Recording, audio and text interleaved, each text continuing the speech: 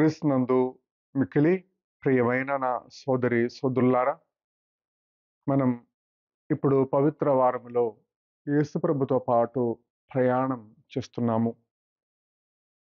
నేడు యోహాను సువార్త 12వ అధ్యాయము 20-36 వరకు వచనాలు మనం చదివి ధ్యానించేటప్పుడు, ఈ పరిశుద్ధ భాగములో అతి ముఖ్యమైన ఒక భాగము, ఒక వాక్యము ఉన్నది. మనం చూస్తున్నాము 20వ వచనములో, పండుగ సందర్భమున ఆరాధనకు వచ్చిన వారిలో కొందరు గ్రీకులు ఉండిరి. ఈ గ్రీకు అనగా అన్యులు అని అర్థము. అంటే మనకు తెలుసు, యేసు ప్రభు ముఖ్యముగా ఇశ్రాయేలు ప్రజలను రక్షించడానికి వచ్చారని సువార్తలో మనం చూస్తున్నాము. కానీ ఇక్కడ గ్రీకులు అనగా అన్యులు యేసు ప్రభుని చూడడానికి వచ్చారు. వారు ఆ విషయం యేసుప్రభు శిష్యులను సమీపించి అది చెప్పినప్పుడు, ఆ శిష్యులు యేసుప్రభు దగ్గరికి వెళ్ళి ఈ విషయాలు బోధిస్తున్నారు. ఈ అన్యులు అనగా గ్రీకులు యేసుప్రభుని చూడాలని కోరుతున్నారు అనే విషయం యేసుప్రభు దగ్గర వెళ్ళి చెప్పినప్పుడు, వెంటనే యేసుప్రభు 23వ వచనంలో మనం చూస్తే యేసుప్రభు అంటున్నారు, మనుష్య కుమారుడు మహిమ పొందవలసిన గడియ వచ్చినది. యోహాను సువార్తలో మొదటి అధ్యాయములో మనం చూస్తున్నాము, యేసుప్రభు అనేక సార్లు ఇదిగో ఇలాగనే చెప్తూ ఉంటున్నారు, నా గడియ ఇంకను రాలేదు, నా సమయం ఇంకా రాలేదు. దేనికి? రక్షణ కార్యము పూర్తి చేసే సమయము ఇంకా రాలేదు అని అనేక సార్లు చెప్తూ ఉంటున్నారు. కానీ ఇప్పుడు యేసుప్రభు అంటున్నారు, నా గడియ సమీపించింది, వచ్చింది, రానే వచ్చింది. ఎందుకనగా ఇదిగో యేసుప్రభు ఇశ్రాయేలు ప్రజలకు మాత్రము కాదు, మరి ఆయన సకల జాతి జనులకు రక్షకుడు అన్న ఆ సత్యం యేసుప్రభు ఇక్కడ ప్రబోధిస్తున్నారు. యేసుప్రభు ఈ సత్యాన్ని నిరూపించడానికి ఆయన కేవలము ఇశ్రాయేలు ప్రజల కోసము మాత్రము కాదు, సకల జాతి జనులకు రక్షకుడు అని ప్రబోధించడానికి ఒక ఉపమానము చెప్తున్నారు. గోధుమ గింజ భూమిలో పడి నశించినంత వరకు అది అట్లే ఉండును, కానీ అది నశించిన ఎడల విస్తారముగా ఫలించును.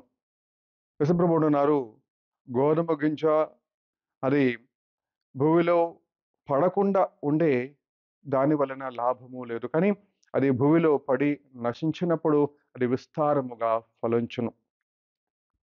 యేసుప్రభు తాను పొందబోయే మరణము, ఆ మరణము ద్వారా సకల జాతి జనులు రక్షింపబడబోతుంది అని చెప్పడానికి ఈ యొక్క ఉపమానము అక్కడ చెప్తున్నారు. ముందుగా యేసుప్రభు ఈ యొక్క సత్యాన్ని నిరూపించడానికి ఇక చెప్తూ ఉంటున్నారు, తన ప్రాణమును ప్రేమించువాడు దానిని కోల్పోవును, కానీ ఈ లోకములో తన ప్రాణమును ద్వేషించువాడు దానిని నిత్య జీవమునకై కాపాడుకొనును. ప్రియ సోదరి సోదరులారా, అది ముఖ్యమైన ఒక విషయం యేసుప్రభు మనకు ఇక్కడ బోధిస్తున్నారు. యేసుప్రభు సకల జాతి జనులకు రక్షకుడు అని బోధిస్తున్నారు. ఇదే ఒక వాక్యము, ఇటువంటి ఒక వాక్యము యోహాను సువార్తలోని 4వ అధ్యాయంలో 42వ వచనంలో చూస్తున్నాం. సమరియా ప్రజలు ఇదిగో సమరియా స్త్రీతో అంటున్నారు, ఆయన సకల జాతి జనులకు రక్షకుడు అని ఇప్పుడు మాకు తెలుసు అని చెప్తున్నారు. ఇక ముందుకు చూస్తే యేసుప్రభు ఇదిగో యేసుప్రభు పొందబోయే ఆ మరణము గురించి యేసుప్రభు ఇలాగనే ప్రస్తావిస్తున్నారు. దాని గురించి, మరణమును గురించిన ప్రస్తావన చెప్తూ యేసుప్రభు ఆవేదన పడుతున్నారు. ఇప్పుడు నా ఆత్మ కలవరపడుచున్నది, నేనేమి చెప్పును? ఓ తండ్రి, గడియ నుంచి నన్ను కాపాడుము. లేదు, ఇందు నిమిత్తమే నేను ఈ గడియకు వచ్చినది. ఓ తండ్రి, నీ నామము మహిమ పరపము. యేసుప్రభు ఇదిగో తండ్రి దేవుని యొక్క సాన్నిధ్యం, తండ్రి దేవుని యొక్క సంరక్షణము, తండ్రి దేవుని యొక్క సాన్నిధ్యం యేసుప్రభు కోరుతూ ఉంటున్నారు అన్నమాట. వెంటనే ఆ తండ్రి దేవుడు సమాధానం ఇస్తూ చెప్తున్నారు, నేను దానిని మహిమపరచుదని మరలా మహిమపరచుదను. అంటే ఈ యొక్క బలి యేసుప్రభు ఒక బలి త్యాగం, జీవిత బలి, శిలువ మీద మరణము అది తండ్రి గారు అంగీకరిస్తున్నారు అని ఇక్కడ మనకు అర్థమవుతుంది. దీనిలో ఒక మూడవ విషయం ఏమిటంటే 32వ వచనంలో మనం చూస్తున్నాం. నేను భూమి నుండి పైకి ఎత్తబడినప్పుడు అందరూ నా యొద్దకు ఆకర్షింతును అని పలుకును. అందరిని కూడా ఆకర్షించి ఒక మరణం అనగా అందరి కోసం, అందరికీ మోచన ద్రవ్యముగా మానవ జాతి సకల జాతి జనులకు వారి యొక్క పాపమునకు పరిహారముగా యేసుప్రభు ఈ యొక్క బలి తన జీవితం సమర్పిస్తున్నారు అని ఇక్కడ క్లుప్తముగా యేసుప్రభు మనకు బోధిస్తూ ఉంటున్నారు.